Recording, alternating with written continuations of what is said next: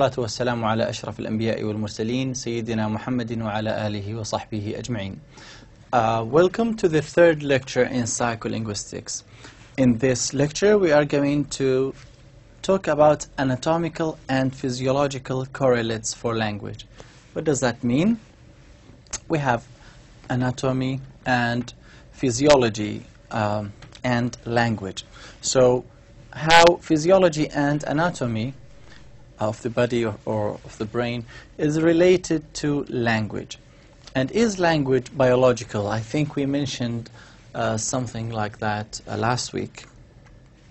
So this is what we are going to do or talk about in this lecture.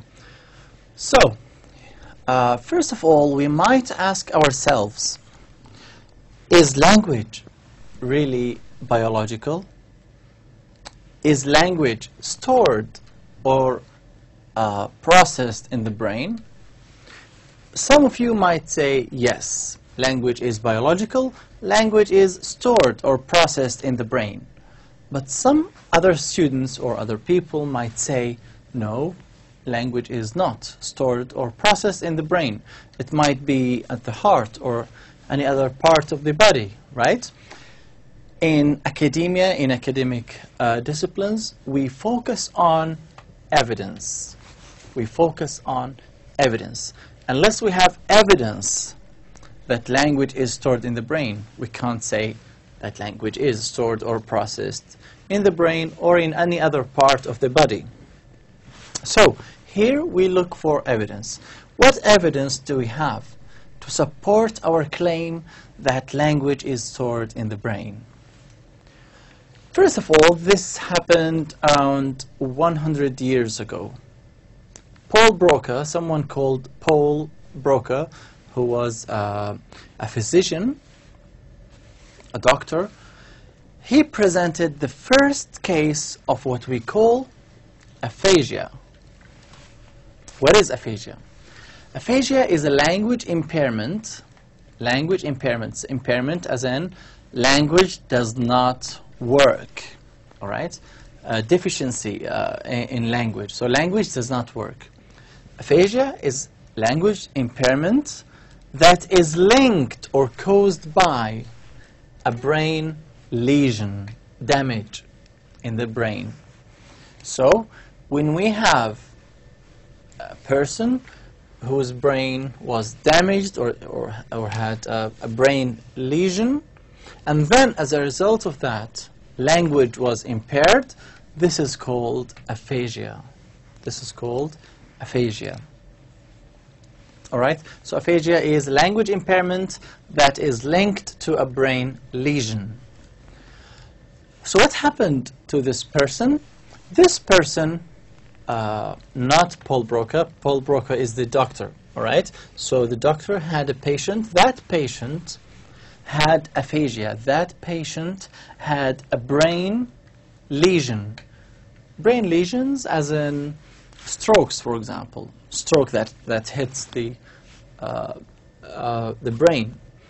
So that patient had a lesion, a brain lesion, and as a result of that, that person was not able to speak fluently. So the patient was not able to speak fluently.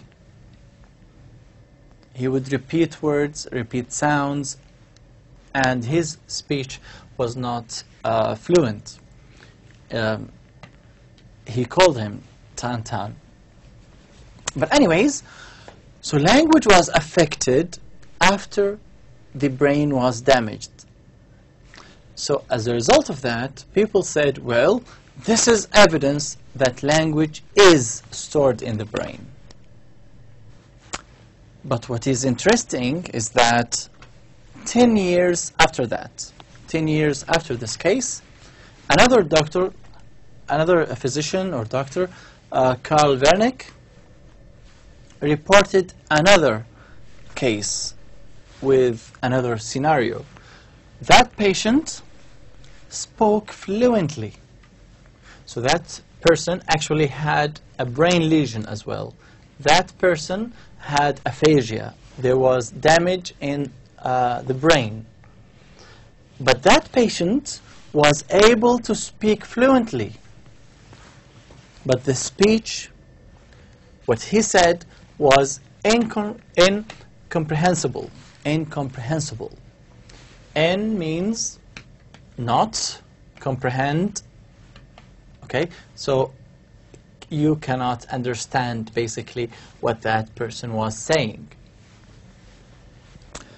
So this was a little bit confusing because, well, we said that language is stored in the brain, and after Paul Broca's patient was unable to speak as a result of that brain lesion, that brain damage, we concluded that language is stored in the brain. But now we have another person who has a brain lesion but was able to speak, yet his speech was incomprehensible. No one could understand what that person was saying. So even though both had brain injuries, the language was affected differently. So that was confusing. So can we still say language is stored in the brain? Well, that's a confusing question. And that question leads us to talk about what we call neurolinguistics. Neurolinguistics. Neuro here refers to neurology, and here we have linguistics. So neurology and linguistics combined. What are we talking about here? It's the study of the representation of language in the brain. The representation. So, where is language represented in the body? Where is language represented in the body? Is it at the heart, at the brain, another part of the body? When you ask yourself this question, it's neurolinguistics. When you do research on that, this is neurolinguistics. So it's the study of the representation of language in the brain. In the brain. So where is language in the brain? This is called neurolinguistics. Of course, when you talk about the brain, you talk about nerves, the neural system. And language is represented in the brain. But where, how language works, this is called neurolinguistics. Sorry. All right. So first of all, we have Broca's aphasia, and then we have Wernicke's aphasia. This is pronounced as V. So Broca's aphasia and Wernicke's aphasia. For this patient, the speech was not fluent. The speech was not fluent. For some patients, they even can't speak, as we do. Wernicke's aphasia, for patients with Wernicke's aphasia, yes, they might be able to speak fluently, but the language will be incomprehensible. No one would understand what that person was saying. And now we move to look at the brain, because now more or less we are doing neurolinguistics. So we want to see the brain. Where is language represented? So is language, for example, presented here, represented here? Is language here, or is it there? Which part of the brain deals with language?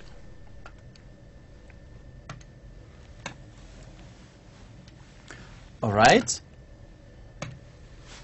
Okay. First of all, we have different areas of the brain. This is the first thing that we should know. So we have different areas of the brain. And each area is responsible for a particular function or job. So each part of the brain has one or two or more functions. It's the same with language. It's the same with language. There are different language functions, different language jobs, let's say.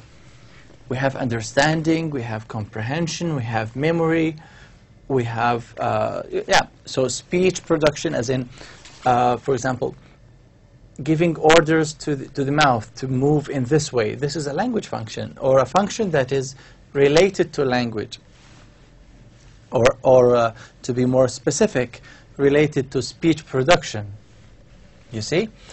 All right. So let's look at those areas of the brain that are relevant to what we are saying here. First of all, we have B, this area here. The area called B, okay? B stands for Broca, if you remember here. Yeah, Broca. So this area was called after this doctor, because this doctor discovered this area of the brain, let's say. All right, what he discovered is that this part of the brain is responsible for speech production, As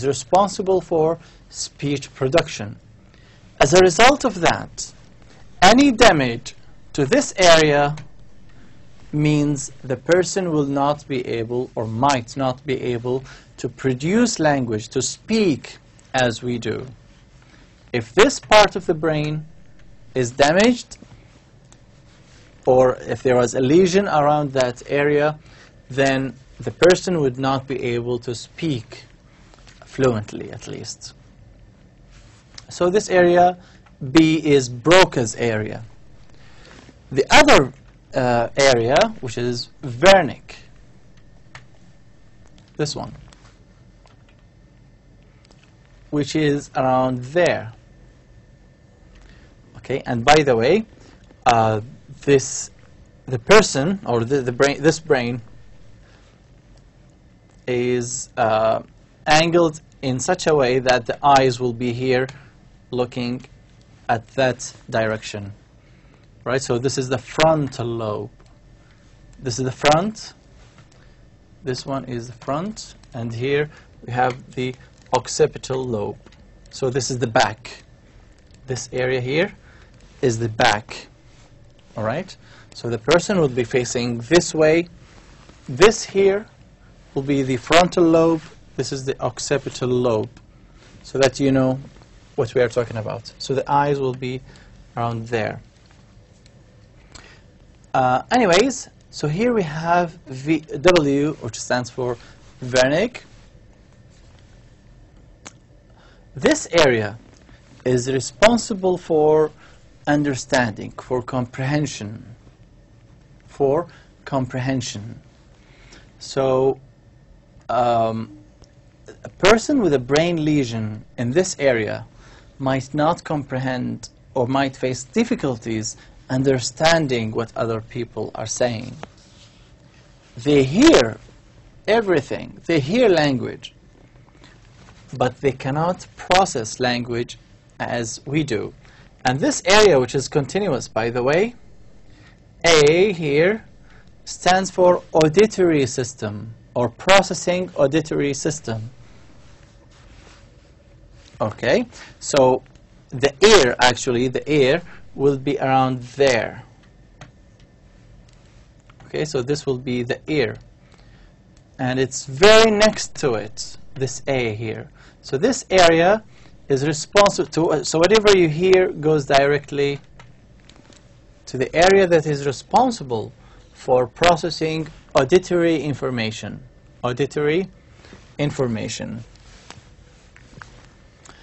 And so you might talk to a person with Wernicke's aphasia, and they might, well, you might ask them, for example, where is your house?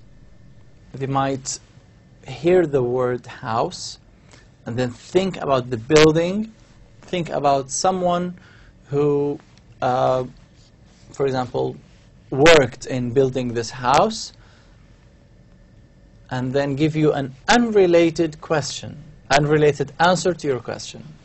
Okay, so they might give you an answer that is not related to your question. It's not that they have, it's not that they are mentally retarded. No, they can hear, but they cannot process language. They have difficulty processing language. They are not crazy. in other words. So we need to be really, really careful before we judge other people. Sometimes they have difficulty understanding what you're saying, not because they are mentally retarded, no.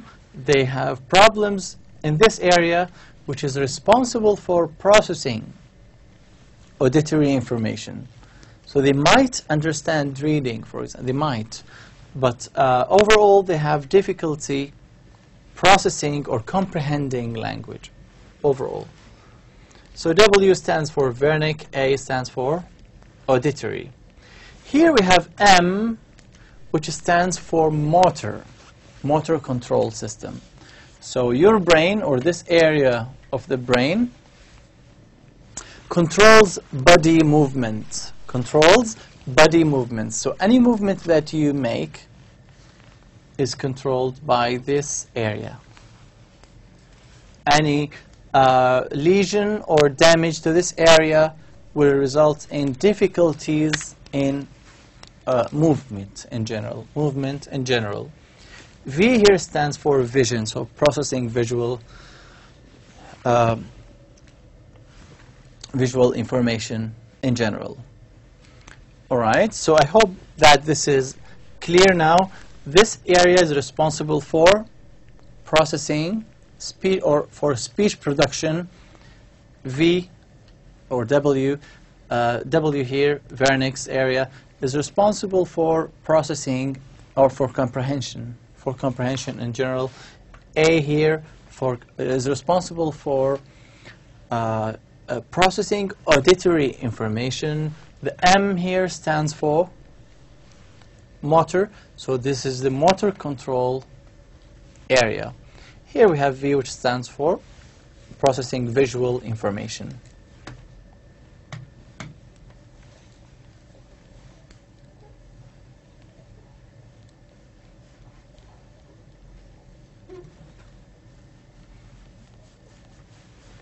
Okay.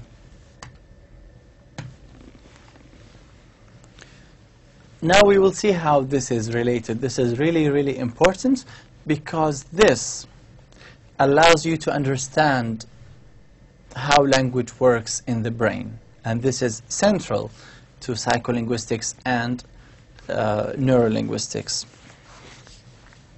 So this fact that different language functions are, that language functions are located in different parts of the brain is called localization. You know the word location, right? Location, which is related to this word. Location. So when we say localization, we are referring to language lateralization. This is the other word for it. So localization. So where each function is located in the brain.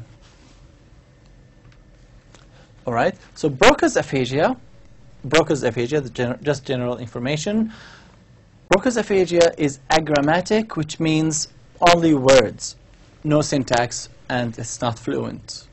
So Broca's aphasia, or people with Broca's aphasia, their language is characterized by agrammatic constructions. That is, language, there's no grammar, no syntax. And of course, it's not fluent. Wernicke's aphasia, on the other hand, is incoherent and meaningless. It might be fluent, yes, but it's incoherent and meaningless. So you cannot really make sense of what the other person is saying. And again, that leads us to talk about lateralization or localization. Lateralization, when we say that language is lateralized, what does that mean? To say that language is lateralized means that language functions, what do we mean by language function? For example, we have speech production is a language function. One job, let's say. Language function. Language comprehension. Lip reading, for example. Comprehension overall, listening, speaking, writing, processing, memory. those are called language functions in general, or functions related to language. So if any of these language functions is located in one of the two hemispheres of the cerebral cortex or the brain, then this is called lateralization. So again, we have this, all right, we have, let's look at it. This is the left hemisphere and the right hemisphere. This is the brain. We have right and left. So to say that, for example, speech production is here, this is called lateralization. To say that language is lateralized means language function is represented in one of the two hemispheres, either here or here. This is language lateralization.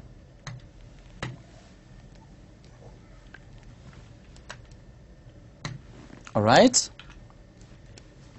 So language function, speech production, for example, comprehension, processing auditory information, and so on. If one of these is located in one of the two hemispheres, right or left, of the cerebral cortex or the brain, then this is called lateralization. This is what we mean by lateralization. So we can say, for example, language is lateralized in the left hemisphere. We can say that. And we need to be careful. It's for most people, not all people. For most people, language is located or lateralized in the left hemisphere. In the left hemisphere. And that's why most people use the right hand to write. Why? Because language is in the left hemisphere. So lateralization is linked to handedness. I've just mentioned that because language is lateralized in the left hemisphere, most people use the right hand. But how is that? Some people might say, well, it should be the other way around. If language is in the left hemisphere, people should use their left hand to write. I would say, of course, most of you know this, but control of the body is contralateral. Lateral, lateralization, location. Contra means the opposite. All right? So control of the body is contralateral. What does that mean? That means the right side of the body, okay? The right side of the body, so my right hand, for example, is controlled by the left motor and sensory areas in the brain. So the right hand, the right foot, for example, is controlled by the left. Right is controlled by the left. And left is controlled by the right. Sensory, motor and sensory areas. Or the hemisphere, left hemisphere, we can say. We need to be careful here. Someone might say, the right side of the body, the right hand, controls the left hemisphere. Is that right? Correct or incorrect? It's incorrect. The right hand is controlled by the left hemisphere. We cannot say that the right hand controls the brain or the left hemisphere or the left motor and sensory areas. We cannot say that. This is incorrect. It's the other way around. It's the brain that controls the different body parts. So we need to be really careful about this. And this shows it. We have the left hemisphere and the right hemisphere, and we have the right hand or left hand or left side of the body and the right side of the body. And control is opposite, as you can see. So the right hemisphere controls the left hand. The right side of the brain, the right hemisphere, controls the left side of the body, and the other way around. The left hemisphere, all right, controls the right hand or the right side of the body. Okay, I hope this is clear. So this refers to contralateral, the concept of contralateral, which means that the right side of the body is controlled by the left, and the left side of the body is controlled by the right hemispheres or motor and sensory areas. Okay, now this leads us to another area, another interesting question as well, at least academically, of course, that when we have brain lesions, what happened to people? What happened to people who speak more than one language? What research found is that some brain lesions or brain accidents affect both languages. So both languages will be affected similarly. Some other brain lesions affect one language but not the other, which is really interesting. So someone might have an accident which is very unfortunate, but the consequences might be interesting or telling us something about how the brain works. So for example, one might have an accident or brain lesion. As a result of that, if he or she or if they speak two languages, sometimes one of the languages will be affected, the other one will not be affected, which makes you think, like, why? What's going on in the brain? All right, some other affect one language but not the other. So here, for example, one of the languages is affected, or one of the languages is affected more, okay, than the other, but sometimes one affected but the other is not affected. So this is, or this makes us think or ask questions like, why? What's going on here? One of the possible answers for this question or for this interesting finding is that we have different parts of the brain. Some scholars, some researchers say that the first language is, or let's say, depends more on some parts of the brain. Okay, so this is one. This is the first language.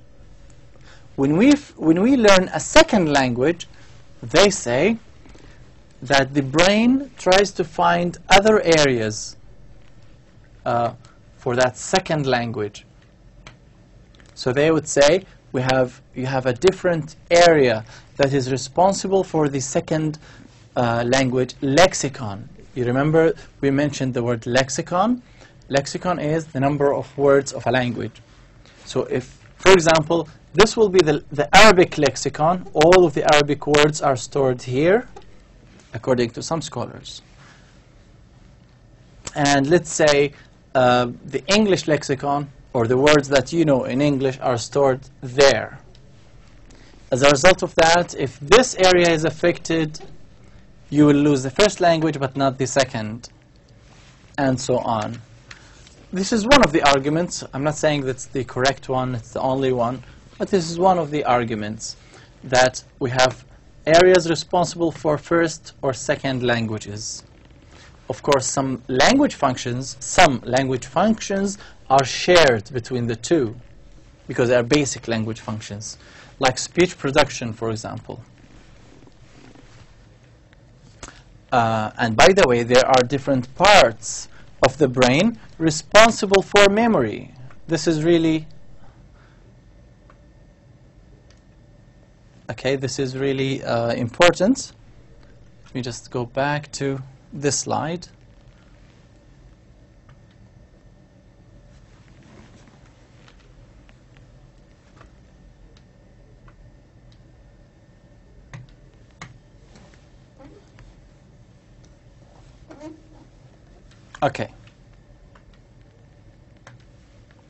Okay, we have different parts of the body or of the brain that are responsible for memory.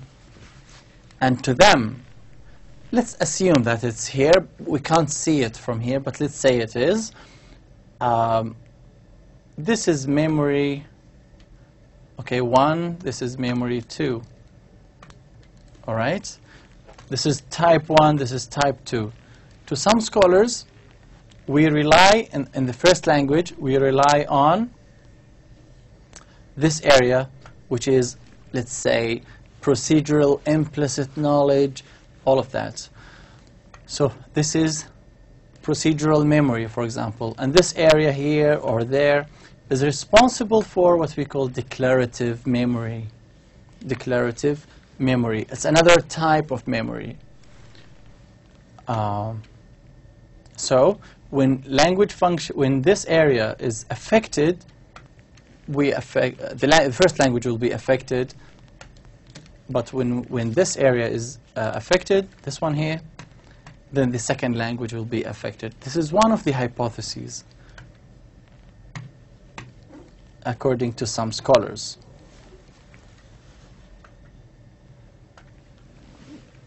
Right.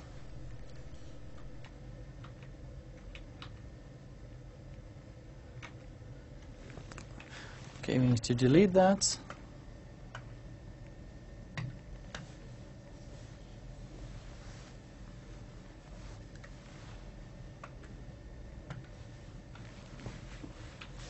Okay.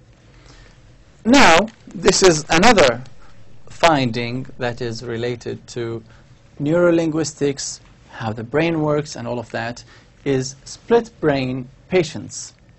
First of all, you should know epilepsy. Epilepsy is when you have high electric voltage.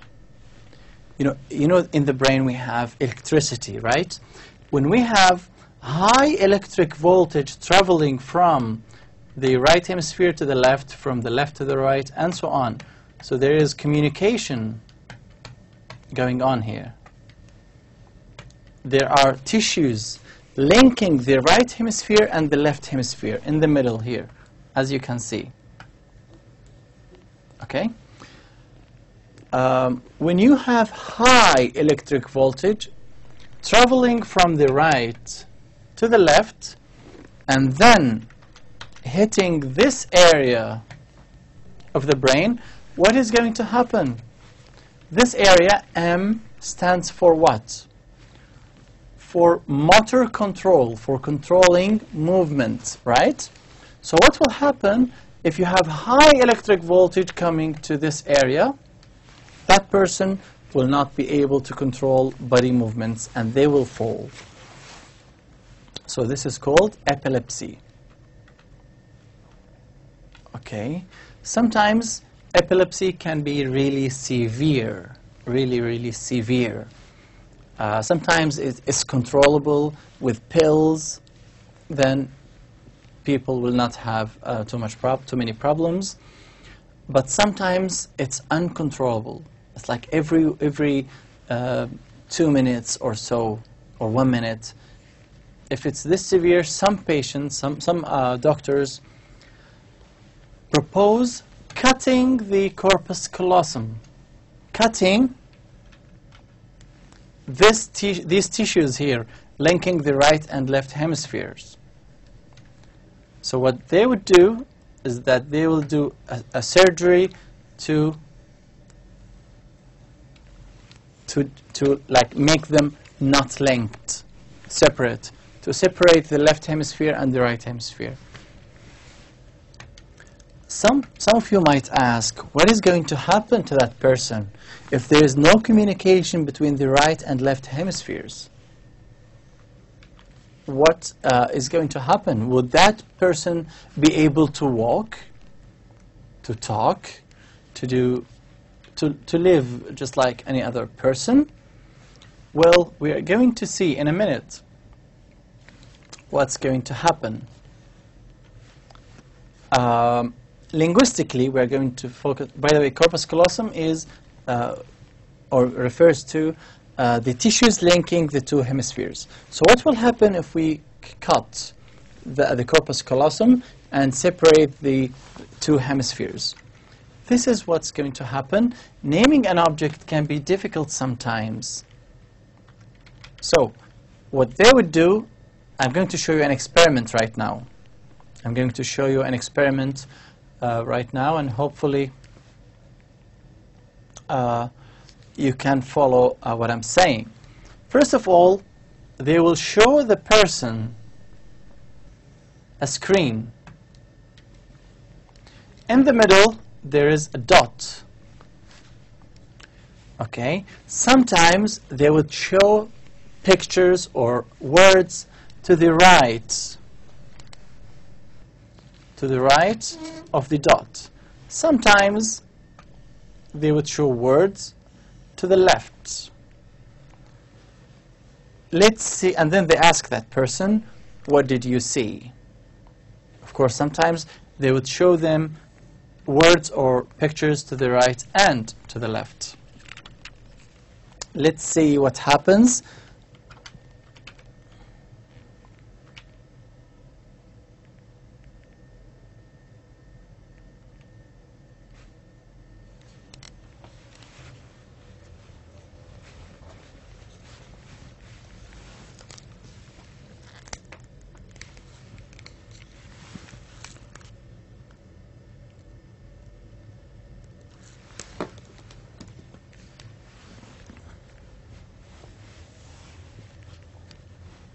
All right, so this is the patient. This is the patient who had brain surgery.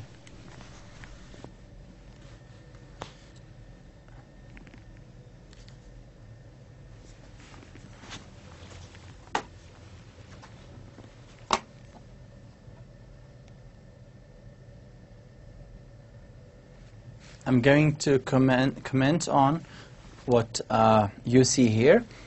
So this is the left hemisphere and the right hemisphere, and this is the doctor that did the operation.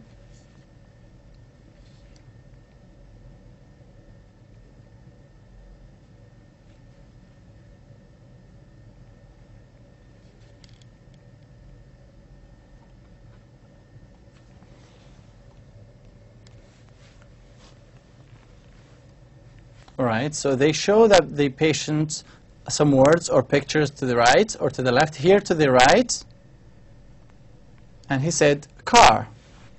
He said car. He was able to name it. Right? He was able to name whatever is shown to the right side of the screen. But what happens if they show him something to the left of the dot, like, well, forget about tree. It's the same. But what happens when they showed him a pan? He said, I didn't see anything. He said, I didn't see anything. The doctor asked him to draw what he saw with the left hand, and he was able to draw it, pan.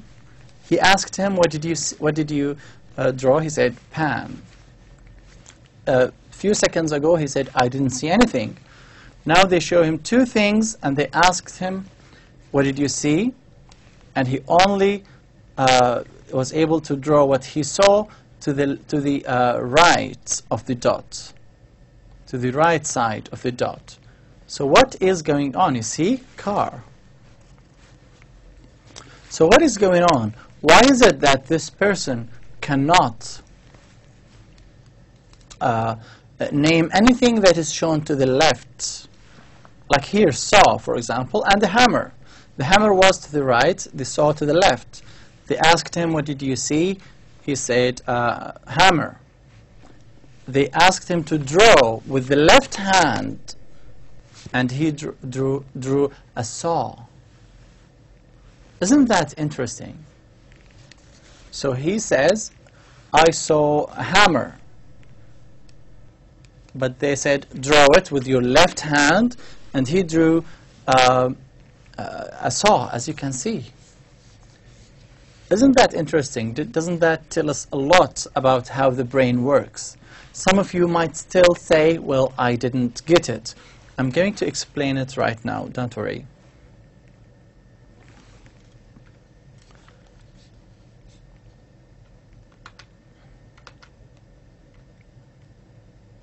Okay. I'm trying to find a slide. Okay.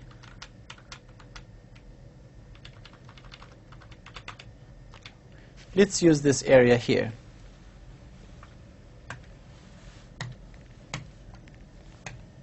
First of all, I said that this is the screen. All right. Let's say that we have right hemisphere and we have a left hemisphere. All right. This is right. This is left hemisphere, the different hemispheres of the brain. We said that control of the body is contralateral, right?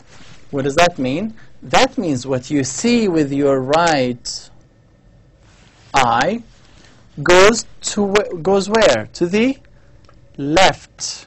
What you see, let's go back to it. For example, it's there. Okay.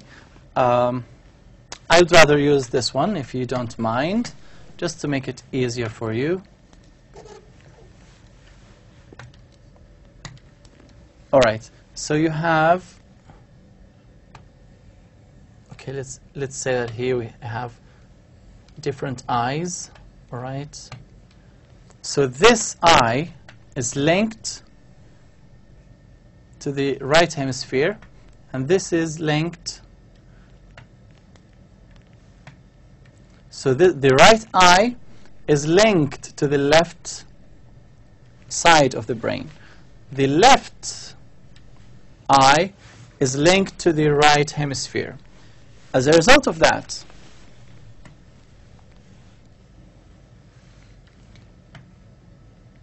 if they show a person something to the right eye, all right, it goes where? It goes directly to the left hemisphere. And where is speech production? To the right or to the left?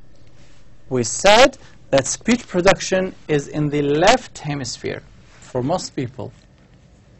So the information traveled from here to the right eye to the left hemisphere straight away, right? They ask this person, what did you see? And he says, well, it's that thing, car. What happened if it's the opposite? If it's something to the left, it goes to the left eye. The left eye is linked to the right hemisphere. The information is here. They ask this person, what did you see? And he says, I didn't see anything. Why? Because the information now is in the right hemisphere and cannot travel to the left hemisphere. Why? Because this area here is cut. There is no communication between the two hemispheres. Isn't that interesting? So we show a person something to the left. It goes to the left eye. The left eye is linked to the right hemisphere. The right hemisphere. We ask that person to speak about what he saw, and he says, there's nothing, because there's nothing here about what he saw there. But they asked this person to draw what he saw here. Let's say that it's a spoon, for example. They asked this person to draw with the left hand and see what happens. The information travels from here, spoon, to the left eye, and from the left eye it goes to the right hemisphere. The right controls left hand, and they ask this person, what did you draw what you saw?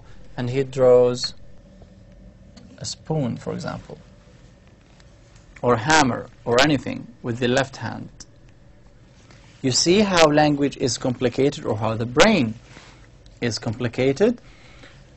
And this tells us also another thing about the unconscious mind. Unconscious mind.